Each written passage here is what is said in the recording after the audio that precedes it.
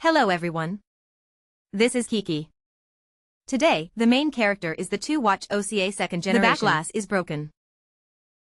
Today, it will be replaced. Remove the 4 screws on the back cover. Cut the adhesive. Slide to remove the back cover and connect the new back cover's cable.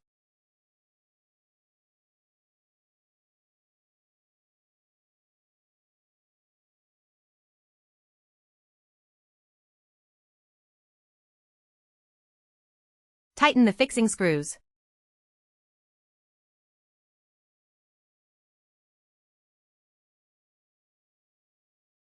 Now the back cover is replaced.